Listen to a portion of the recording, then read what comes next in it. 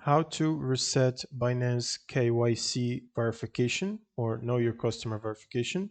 So the first thing is if your validation or verification was rejected, you cannot manually reset the KYC completely yourself. So make sure to re-upload the requested documents and make sure they are clear and the name and the picture and everything matches exactly.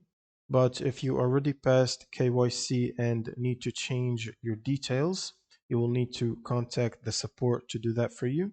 And you can contact the support by clicking on the headset icon on the top here. And this should open up their Binance support chatbot.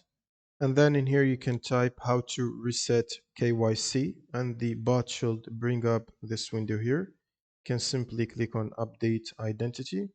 And this should guide you through updating your identity by going through the KYC process again.